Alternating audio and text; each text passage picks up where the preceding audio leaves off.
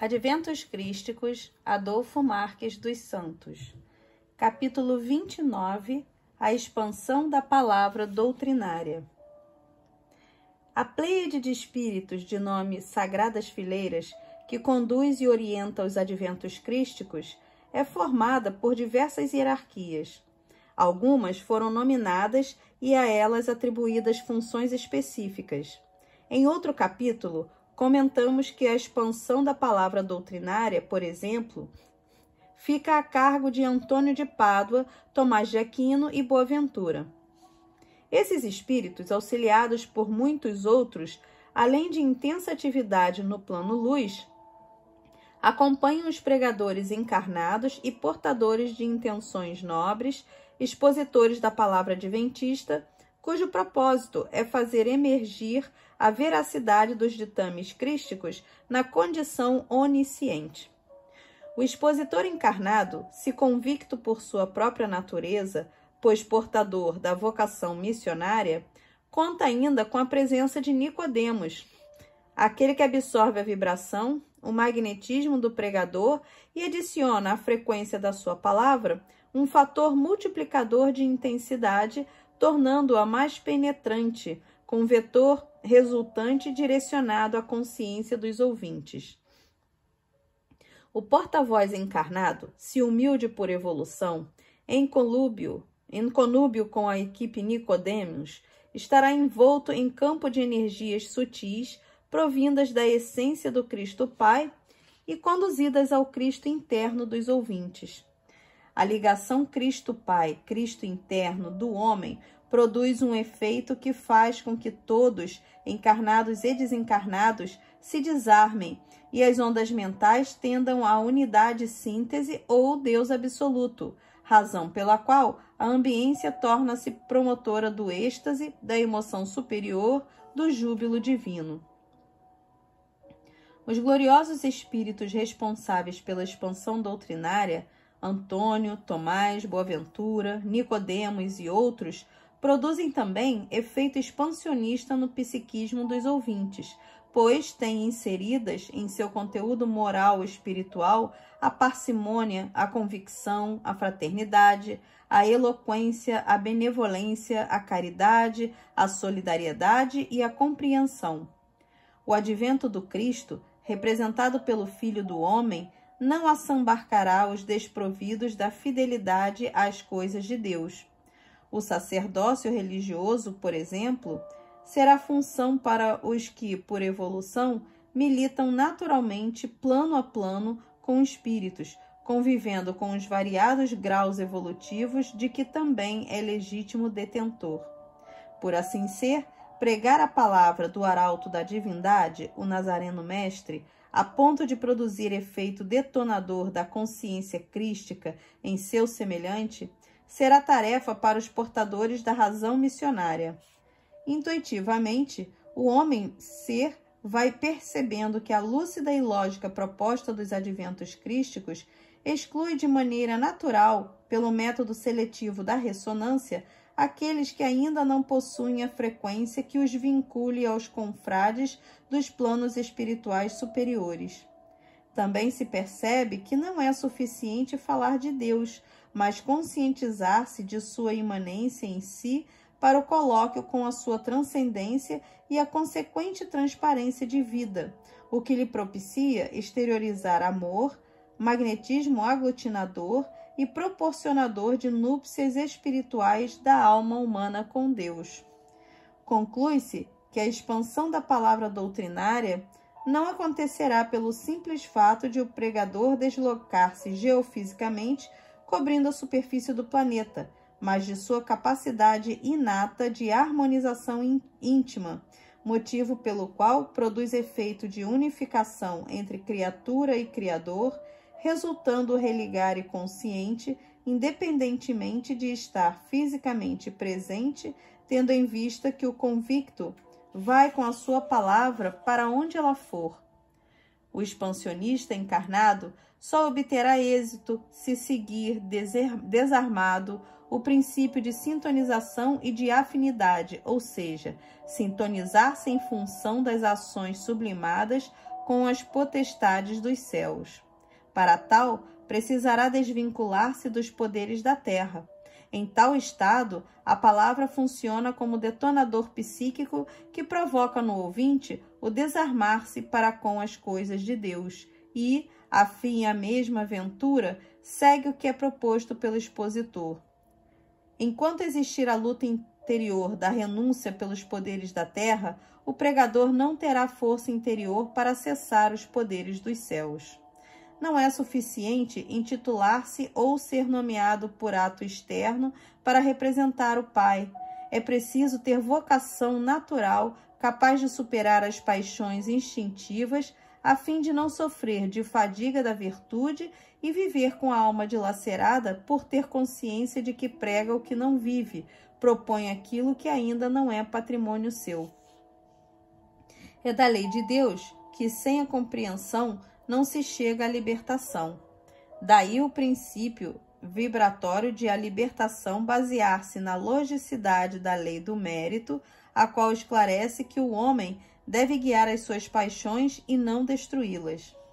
Sem o devido domínio, a destruição por autodeterminação ou imposição externa não esteriliza o ser, apenas o frustra, com possibilidade de lhe causar bloqueios psicológicos para futuras encarnações. O semblante carregado do pregador notifica que ele está na função errada, pois não é concebível que se fale do êxtase divino, das grandezas celestiais, dos mundos paradisíacos, de vida, do amor de Deus e etc., sem bom humor, sem alegria da convicção, sem energia que expresse vigor e lucidez espiritual. O novo sacerdócio do cristianismo renovado não segrega o homem do mundo, mas o orienta para torná-lo ativo e participativo na construção do bem, buscando as emoções superiores, tendo como objetivo primordial, enquanto existência, o alto, sem se desvincular da alegria de viver, da emoção alimentadora da vitalidade corpórea, pois que não existe ética superior à vida, e muitos morrem por falta das emoções naturais, embora continuem encarnados. Em sendo da lei de Deus, que onde estiver o tesouro, aí estará o coração do homem, objetivar o alto, alimentar os mais nobres sentimentos e revestir-se dos mais puros propósitos é sabedoria. Pela comunhão de vibrações, substituem-se valores, criam-se novos hábitos, nova moral e se torna semelhante ao que se ama. O pregador, estando no mundo sem ser por ele possuído, sem ser sufocado pelo ter, pelo poder, pelo domínio, etc., ultrapassa a zona limítrofe da razão, da dimensão sensória e penetra nos planos sutis da inspiração divina, tornando-se uno com os seus confrades do plano luz. Antônio de Pádua, o responsável pela expansão da palavra doutrinária, por certo, espera dos expositores humanos a mesma postura que teve quando encarnado junto com Francisco de Assis. Simplicidade franciscana, objetividade na trajetória da vida, palavra sóbria e misericordiosa, fidelidade à causa crística. As sagradas fileiras solicitam: recrudesçam os laços que outrora cingiram os obstinados da verossimilhança da palavra sagrada.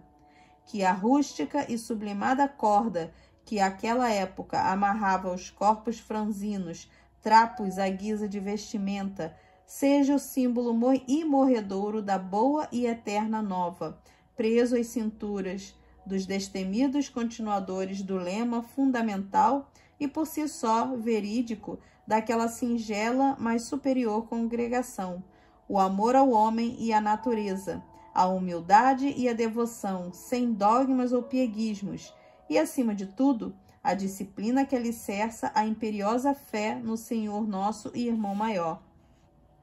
Renascer é a palavra de ordem, não se quedar aos mitos da discrepância é a resistência que se faz mister. Despir-se da destruidora vaidade, que obscurece o espírito e bloqueia o alcance, é a diretriz. Uma vez que Antônio de Lisboa não titubeou diante da sagrada missão, não se envaideceu nem se apequenou, mantendo-se na frequência que permitiu o crístico colóquio com o Nazareno Mestre, é fundamental que os atuais tribunos da mensagem da renovação cristã, aqueles cujo cerne é a pregação e a sagração, não nutram sobre si mesmos desairosos conceitos como forma de defesa, protegendo-se para não se expor, mas que convictamente preguem o cristianismo renovado. Não ignoremos conscientemente um aprendizado de milênios. Não nos acovardemos hoje, quando ontem corajosamente nos sobrepusemos aos tiranos mandatários religiosos e desprovidos da eterna fé, para, finalmente, no culminar dos adventos, na divina e eterna escolha que amealhamos por méritos, atualmente sustentarmos e divulgarmos os ditames crísticos. Assim, sejamos corajosos, destemidos, pois fomos nós que fizemos a história do mundo, com erros e acertos. A espiritualidade superior colocou em nossas mãos o sagrado legado, apresentarmos à sociedade o convite referente ao cristianismo renovado. Falo a todos traduzindo o sentimento de nossos superiores confrades do plano luz, mas no nível do meu entendimento. Por ter sido eu, na visão da Assembleia de Luz, permanentemente reunida em nome do Cristo Pai, para nos prover dos ensinamentos fundamentais, um dos conscientes e integrados dos poucos fixados nos quadrantes do mundo terreno, tenho tal incumbência. Em sendo eu um dos conscientes e integrados, tenho mais responsabilidades diante do Pai, Senhor da vida e Criador de todos os mundos. Fui um dos que frontalmente receberam a palavra para implantação, integração e expansão dos adventos. Consequentemente, tenho o dever de contribuir para com os demais compromissados que, devido a bloqueio ou olvidamento carnal, associado a preceitos e dogmas religiosos pré-existentes e sedimentados através dos tempos, veem-se impedidos de alcançar, ou melhor, transcender rumo a essa realidade, não se permitindo deslanchar para conhecer ou, para ser mais exato, reconhecer e reencontrar o seu elo com a divindade. Disse ele, o Nazareno Mestre: sois na ventura dos céus o indicado, posto que também ungido, como anteriormente, na doce e incipiente aurora. Fui eu, seu, dele, filho, porém não único, como se propala, pois que o Pai universal e indivisível já houvera por me preparar o caminho na interveniência de alguns como vós. Bendito sejais em nome do Cristo Pai. São palavras do meigo Jesus reativando a nossa história com a finalidade de manter acesa a nossa chama crística. Mais uma barreira diluída. O meigo cordeiro já não mais está nas planuras celestiais, em dimensões inacessíveis a nós, os mortais, mas sim onde estão os convictos da onipresença de Deus e de seus prepostos. E é com tal certeza que levaremos a palavra dele aos quadrantes desse planeta.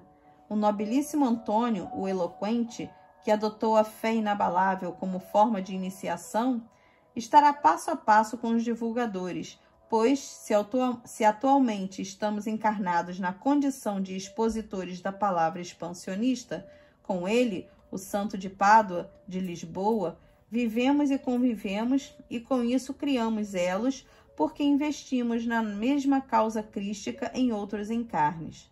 Por ser da lei de Deus que os afins se atraem, escreveram as sagradas fileiras: não se pode conjugar água e azeite, da mesma forma que não se podem apartar espíritos afins unidos pelo teor que lhes confere a eternidade. Na retomada das tarefas progressivas de cristificação para a posterior cristianização, as sagradas fileiras ressaltam a incansável labuta de Antônio, cujo patrocínio da fé se estende em doce cooperação aos nobilíssimos confrades Tomásio, o eterno peregrino, e Bonaventurite, o perseverante doutrinador. Os encarnados, não preconceituosos, desarmados para o colóquio com os desencarnados, que coordenam e norteiam o advento do Cristo Pai, se conseguirem manter harmonizados os seus sentidos no momento da pregação, estarão sutilmente, quase imperceptíveis aos sentidos físicos, sob os auspícios e a inspiração do tribuno de Pádua e sua equipe, conforme escreveram as sagradas fileiras. Aquele que priva da mesma luz, em sendo também a sua essência, não consegue de chofre distingui-la por lhe ser demasiado igual.